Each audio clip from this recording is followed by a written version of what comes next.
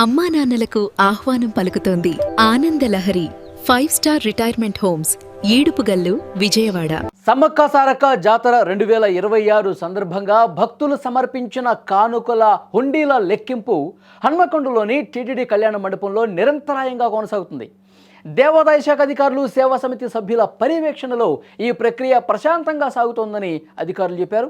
జాతరకు సంబంధించి మొత్తం 828 హుండీలు ఏర్పాటు చేయగా వాటిలో 780 ఇనుప హుండీలు, 45 వస్త్ర హుండీలు, 3 బియ్యం హుండీలు ఉన్నట్లు వెల్లడించారు. ఇప్పటి వరకు అన్ని 828 హుండీలను తెరిచి లెక్కించగా మొత్తం 12,64,67,051 రూపాయల ఆదాయం సమకూరినట్లు అధికారులు తెలిపారు. ఫిబ్రవరి 10న లెక్కించిన 80,81,935 నగదును పర్యవేక్షణ అధికారుల సమక్షంలో బ్యాంకు అధికారులకు అప్పగించినట్టుగా సమాచారం ఉంది. బంగారం, వెండి కానుకలను వేరువేరుగా ఇనుప హుండీలలో భద్రపరచగా వాటి విలువ నిర్ధారణ ప్రక్రియ ప్రస్తుతం కొనసాగుతోంది. ఇక నాణేల లెక్కింపు, ఈ హుండీ లెక్కింపు ఇంకా ప్రారంభం కాలేదని అధికారులు స్పష్టంగా చెప్తా ఉన్నారు. హుండీల లెక్కింపు ప్రక్రియ పూర్తిగా పారదర్శకంగా, ప్రశాంతంగా కొనసాగుతోందని, కూడా నిబంధనల మేరకు ఈ ప్రక్రియను పూర్తి చేస్తున్నామని దేవాదాయ శాఖ అధికారులు చెప్తా ఉన్నారు. మీరు స్క్రీన్ మీద విజువల్స్లో కూడా చూడొచ్చు. హుండీల లెక్కింపు ప్రక్రియ ఏ విధంగా జరుగుతుందో మనకి చాలా క్లియర్గా అర్థమవుతుంది. ఇక తేదీల వారీగా ఏ రోజు ఎంత వచ్చిందో కూడా ఒక్కసారి మీకు వివరించే ప్రయత్నం చేస్తాం. ఫిబ్రవరి 5వ తారీఖున 125 హుండీలు, వాటి విలువ 2,49,65,000 రూపాయలు. ఫిబ్రవరి 6వ తారీఖున 160 హుండీల్లో ఎంత మొత్తం ఉందంటే 3,54,25,200 రూపాయలు ఉంది. అలాగే ఫిబ్రవరి 7వ తారీఖున 140 హుండీలు లెక్కించారు. అందులో 2,21,440 రూపాయలు ఉంది. అలాగే ఫిబ్రవరి 8వ తారీఖున 200 హుండీలు లెక్కించారు. 2,64,75,757 రూపాయలు అందులో ఉంది.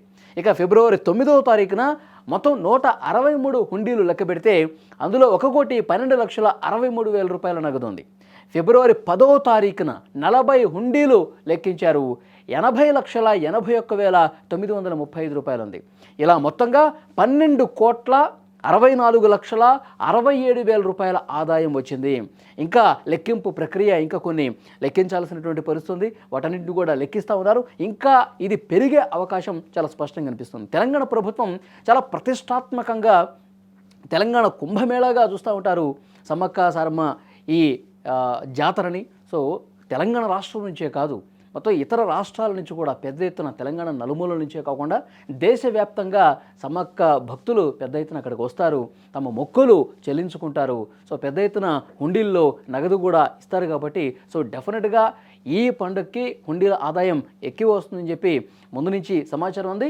ఇప్పుడు 12,64,67,000 రూపాయల ఆదాయం వచ్చేసరికి సో ఏటా ఈ హుండీల ఆదాయం పెరుగుతూ పోతుందని చెప్పాలి. సో ప్రభుత్వం కూడా అక్కడ ఆ జాతరకు సంబంధించి భక్తులకు ఎలాంటి ఇబ్బంది కలగకుండా ఏర్పాట్లు కూడా చేశారు, పెద్ద ఎత్తున ఏర్పాట్లు చేశారు.